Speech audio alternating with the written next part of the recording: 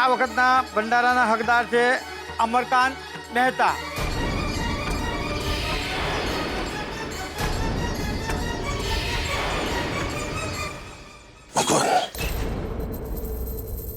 લક્ષ્મીના સુગંધ લીધા ને તોય કઈ ફરક ન પડ્યો.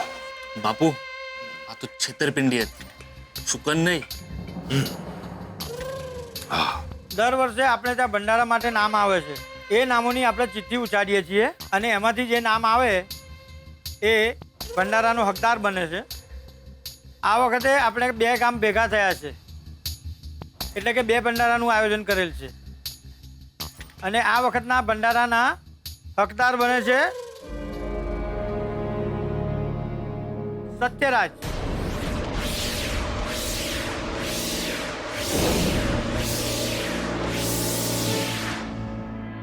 સરસ્વતી, તારિકા, શોધન, અંબિકા બહુ ક્યાં છો તમે બધા? અરે શું થયું પપ્પા? અરે સરસ્વતી, સારા સમાચાર છે. અરે તો બોલો ને, જલ્દી બોલો. અરે માત્ર સારા નહીં, અતિ સારા સમાચાર છે. અરે ભંડારામાં આપણું નામ નીકળ્યું. અરે વાહ માતાજી, બોલો અંબે માતા કી જય. માતાજીની કૃપા આવે ને ત્યારે જ આવું પુણ્ય કરવાની તક મળે. 2 ગામના ભંડારા મળ્યા છે આપણને. 2 ગામના. શોધન ક્યાં છે? શોધન, શોધન. અરે યસ દાદુ, I am here. Wait. Yes દાદુ, મને બોલાવ્યા? જો ભાઈ, પરમ દિવસે ભંડારો છે અને માત્ર 48 કલાકમાં બધી તૈયારી થવી જોઈએ. 2 ગામ જમશે અને જમણવાર તો એવું થવું જોઈએ કે જ્યારે તું દાદો બને ને ત્યાં સુધી લોકોને યાદ રહેવું જોઈએ. ડોન્ટ વરી દાદુ, બધું જ થઈ હશે. અરે અહીંયા ઉભા રહીને શું થવાનું છે? કામે લાગી જાઓ ફટાફટ, ટાઈમ જાય છે. અરે દાદુ, કૂલ ડાઉન, કૂલ ડાઉન. અરે તું એકલો છે સાવ, પછી હું કેવી રીતે કૂલ ડાઉન? અરે દાદુ ડોન્ટ વરી, આ ગજિયો છે ને, હું ને ગજિયો ભેગા મળીને બધું જ કામ પતી દઈશું. રાઈટ ગજિયા? Right right. એ રાઈટની સગલી, બસ તું જા એમની સાથે અને બરાબર કામ પતાવ. જાઓ બેટા. હા હા. ચાલ બહુ કામ બાકી છે. ચાલો તમે લોકો પણ કામે લાગી જાઓ. ઘેરે બેઠા જે કામ થતું હોય એ પહેલા કરો. જુઓ, જેને ફોન ઉપર આમંત્રણ આપવાનું હોય એને આપવા માંડો અને જેને રૂબરૂ મળવા જવાનું હોય તો એમને ત્યાં પહોંચી જાઓ.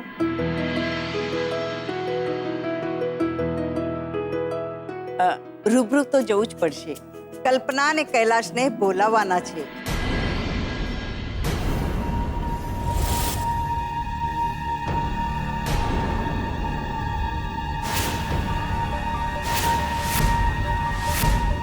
ના, કોઈ જરૂર નથી. તમને નહીં હોય પણ મને જરૂર છે. જુઓ, આજે સારા કામમાં હું કોઈ માથાકૂટ કરવા માંગતો નથી. હું તમને પડવા દેતી પણ નથી. હું ને સારિકા જઈ આવશું. જ્યારે એમને બોલાવવાના જ નથી તો પછી જવાની શું જરૂર છે? રોકેલું પાણી અને રોકેલા સંબંધોને પ્રેમપૂર્વક રસ્તો નહીં કરી આપે ને તો એ તોફાન લાવવાનું કામ કરે છે. આ સંબંધો પણ 20-20 વર્ષથી રોકાયેલા છે તો એને પ્રેમથી નવા રસ્તે વાળવાનો સમય આવી ગયો છે.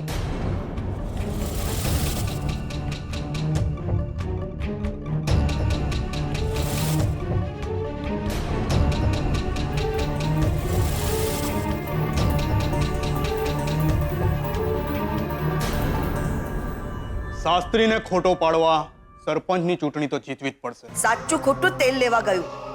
જીતવું જરૂરી છે, બસ એ ધ્યાન રાખજો તમે. વાત સાચી છે બાપુ, સરપંચ તમે જ બનશો ને એ વાત છે ને તમે તમારા મગજમાં ભરી રાખજો. બનેવીલાલ,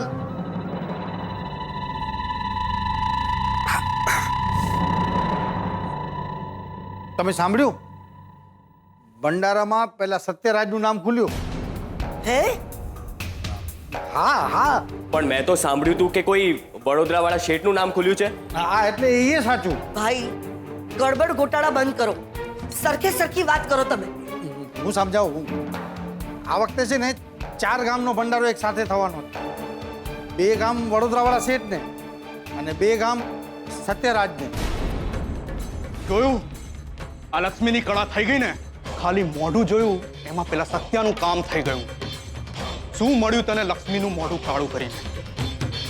બાપુ ઇલેક્શન સુધી લક્ષ્મીને તાળું મારીને રૂમમાં બંધ કરી નાખો. હા, સાવ સાચી વાત છે. એને ક્યાંય જવા દેવા જેવી નથી, નહીં તો એનો પૂરેપૂરો લાભ પેલા સત્યાને થશે. બટુકલાલ, જય માતાજી.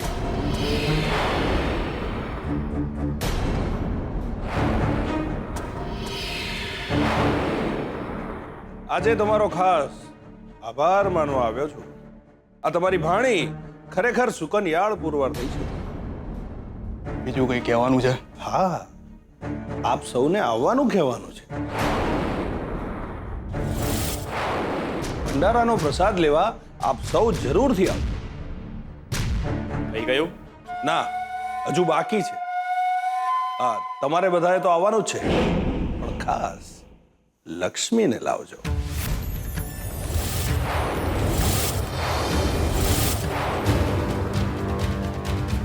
તો ચલો, જય રામ. જય રામ.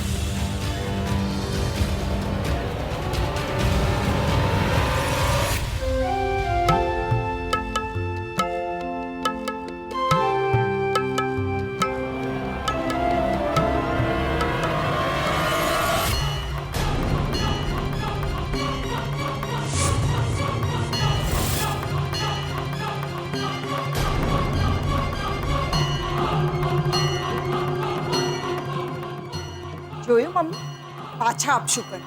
છેલ્લા 20 વર્ષોથી આપણે આવા જ અપશુકન જોતા આવ્યા છે.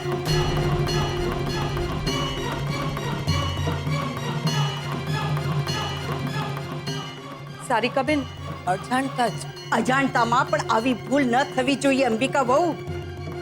તમને આ ઘરમાં લાવવાની ભૂલ મહેતા પરિવાર વર્ષોથી ભોગવે છે.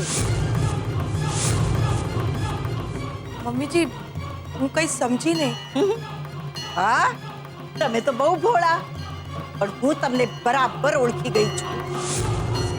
ભૂલવાની જરૂર નથી કે તમારા આવ્યા પછી પ્રદ્યુમન અને કૈલાશ વચ્ચે ઝઘડો થયો. બે ભાઈ જેવા ભાઈબંધનો બિઝનેસ જુદો થયો તમારા લીધે. અરે તમારા લીધે જ એ લોકોને આ ઘરમાં આવવાની ના પાડી અને ભંડારા જેવા શુભ કામમાં આવવાની ના પાડી દેવામાં આવી છે. મમ્મીજી પણ બસ,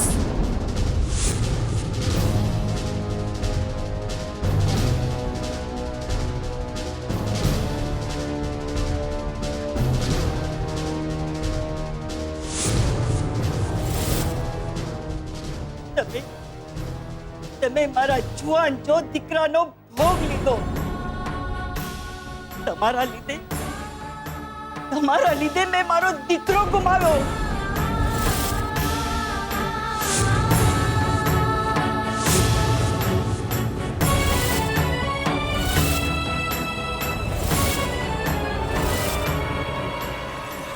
મમ્મી,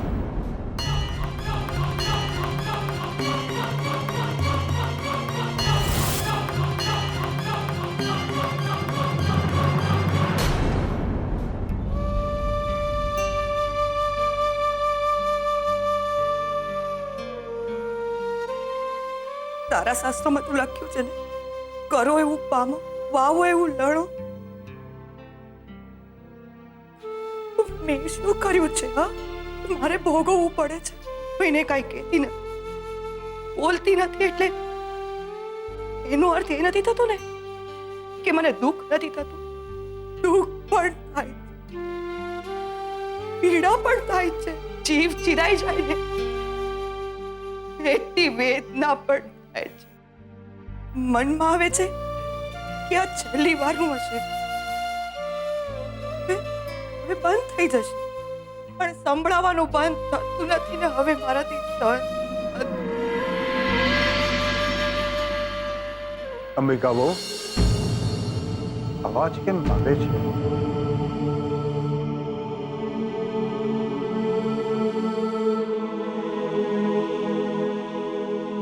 કઈ નહીં પપ્પાજી.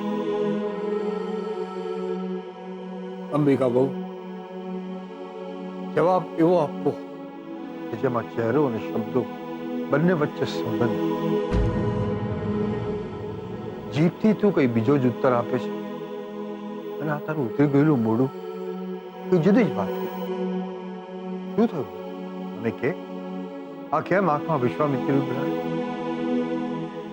એમની યાદ આવી ગઈ. જંગ જ્યારે ધર્મનો હોય ત્યારે બોલેલું અસત્ય પણ સત્યથી વેત ઊંચું હોય છે. આવું ભગવદ્ ગીતામાં શ્રી કૃષ્ણએ સ્પષ્ટ કહ્યું છે.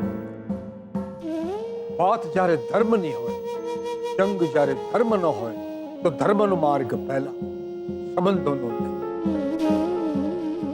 મેં બધું જ સાંભળ્યું છે. મારવામાં આવેલું એક એક મેણું, એ સાથે મારેલા મીઠાના પાણીમાં બોલેલા ચાપખા. આવા દે આજે સરસ્વતીને. પ્લીઝ પ્લીઝ પપ્પાજી, હું હાથ જોડું છું. મમ્મીજી સામે આ વાત નહીં કરતા પ્લીઝ. જો અંબિકા બહુ કેટલાક ખુલાસા કરવા બહુ જરૂરી છે. તમને મારા સમજો, બહુ બેટા મૂંગા કરી દેવાની આ બહુ ખરાબ રીત છે. પણ જેને પ્રેમ કરતા હોય એ આ ખરાબ રીતને પણ સારી રીતે પાળી શકે છે. અંબિકા બહુ તમે આ ખોટું કરી રહ્યા છો. પપ્પાજી, વધારે ખોટું થઈ જાય ને એ પેલા કૈલાશભાઈ અને કલ્પનાને ઇન્વિટેશન આપીને બોલાવી લો. આ તું મને કહે છે? તું? હા પપ્પાજી, મમ્મીજીના મનને શાંતિ મળે તો હું એ લોકોને આ ઘરમાં બોલાવવા માટે પણ રાજી. જ્યાં સુધી તારા જેવી વહુ આપણા સમાજમાં છે ત્યાં સુધી સંયુક્ત કુટુંબની પરંપરાને કોઈ તોડી શકવાનું નથી. બેટા સદાશિવ.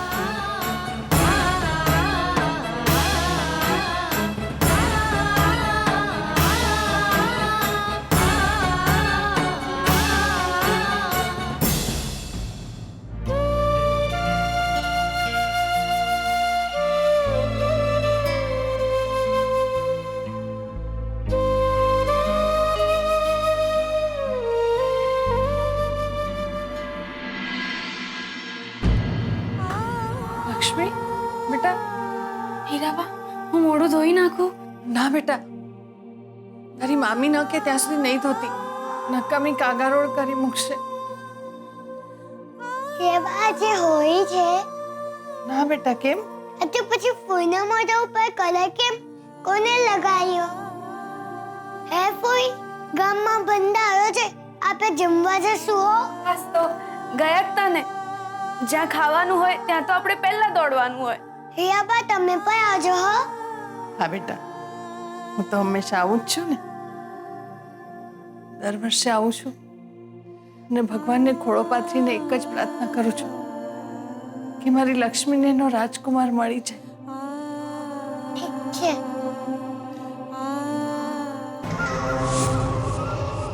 ઓહો, સાસુમાં તમે અહીંયા જ છો? સરસ. હા, બાકી કેમ છે તમારી તબિયત? સારી છે. અને તું, તે કેમ હજી તારું મોઢું વિછડ્યું નથી?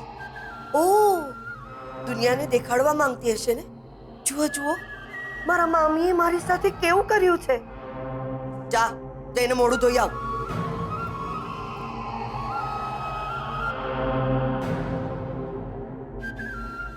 સાસુમાં, આ વખતે ગામના ભંડારામાં 2 નામ ખુલ્યા છે અને હું ઈચ્છું છું કે આ વખતે આપણે ભંડારામાં કોઈ ના જઈએ. કેમ ચંદ્રબો? આપણે તો દર વર્ષે ભંડારામાં જઈએ છીએ. અને ભંડારાનું જમવાનું માત્ર જમવાનું નહીં, એ તો પ્રસાદ છે. તો આ વર્ષે કેમ નહીં? સાસુમાં, હવે હું તમને કંઈ કહીશ, તમે માનશો નહીં અને પછી કંઈ બોલીશ તો આખા ગામમાં બદનામ કે જુઓ જુઓ મારી ચંદ્રાવો મને કેટલી હળધૂત કરે છે. હવે ગામના લોકોને એટલી તો નથી ખબર ને કે તમે તમારી ચંદ્રાવોનું કેટલું માનો છો. મારે આ વખતે તમારા દીકરાને કોઈ પણ ભોગે સરપંચ બનાવવાનો છે. એટલે હું જે કહું એ વગર પ્રશ્ન પૂછે તમારે કરવાનું છે. અને જ્યાં સુધી ચૂંટણી ન પતે ત્યાં સુધી આ લક્ષ્મીને પણ ઘરની બહાર પગ નથી મૂકવા દેવાનું. અને હા, મારી વાતનું ઉલ્લંઘન કરવું એટલે આકરી સજા માટે તૈયાર રહેવું એમ જ.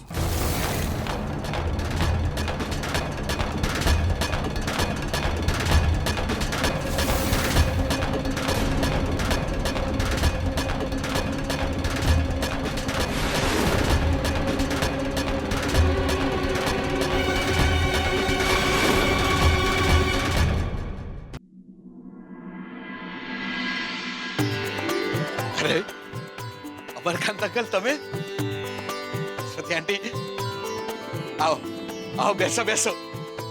કલ્પના, કલ્પના, કલ્પના, જો તો કોણ આવ્યું છે.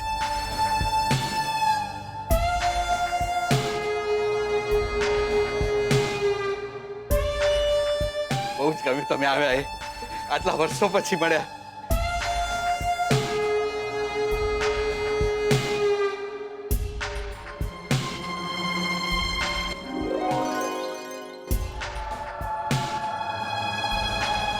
કલ્પના, હજી પણ નારાજ છો? વર્ષો પછી સામે ચાલીને તને મળવા આવી છું. હજી પણ મનમાં કડવાશ છે? કંઈક કર્યું હોય તો ખચવાટ રહે પણ ખરો. એ ખચવાટ અને કડવાશ દૂર કરવા તમે આવ્યા છીએ. કૈલાશ, અમારા લગ્નને 50 વર્ષ પૂરા થયા અને માતાજીની કૃપાથી ભંડારામાં સેવા કરવાનું અમને નસીબ પ્રાપ્ત થયું છે. અમારી ઈચ્છા છે કે તમે સહકુટુંબ પધારો અને અમારી સાથે ભોજન પણ લો. મરી પરવાલેલા સંબંધોને આમંત્રણ આપવા આવ્યા છો? હદ કહેવાય. હા, હદ જ કહેવાય. સામે ચાલીને વર્ષોનું મન દુઃખ ભૂલાવવાનો પ્રયત્ન કર્યો એ હદ જ કહેવાય. સામે ચાલીને સંબંધો બાંધવાનો પ્રયત્ન કર્યો એ પણ હદ જ કહેવાય. શું કહે છે?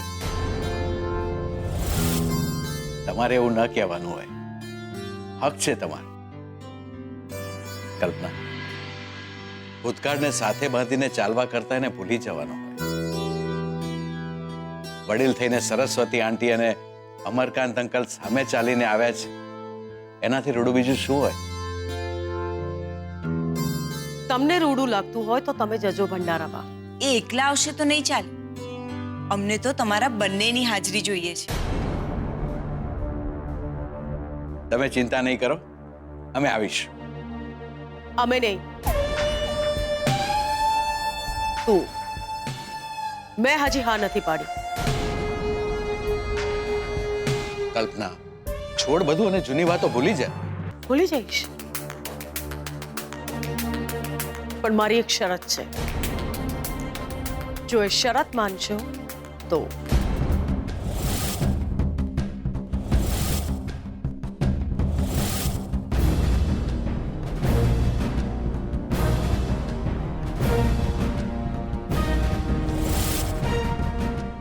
કલ્પના, શરત એટલે કેવી શરત?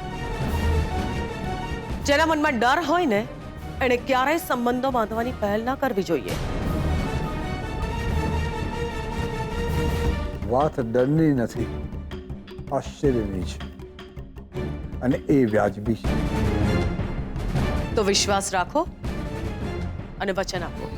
ખોટું પણ. 1 મિનિટ સારિકા, વચન શું? શરત શું? અત્યારે તો હું માત્ર વચન માંગુ છું અમરકાંત અંકલ, અને એમ પણ માંગીને તમારી પાસેથી હું શું માંગીશ? ભગવાનની દયાથી તમારા કરતા એક ડગલું આગળ જ છું. કૈલાશ, કલ્પનાએ સંબંધોમાં હિસાબ કિતાબ રાખવાનું ક્યારથી શરૂ કર્યું છે? કલ્પના, અમરકાંત અંકલ પૂજનીય હતા અને છે, અને જે કંઈ પણ થયું એમાં એમનો કોઈ વાંક નતો, એ આપણે જાણીએ છીએ. અમરકાંત અંકલ, અત્યારે તો માત્ર વચન આપવાનું છે. તો ભંડારામાં આવવાનું મારું પણ તમને વચન છે. હા, પણ વચન શું છે એની તો ખબર પડે. એ તો હું ભંડારામાં આવીશ ને ત્યારે તમને કહીશ. અત્યારે તો માત્ર વચન જ આપવાનું છે. હું જે શરત કહીશ એ તમે માનશો અને પાળશો.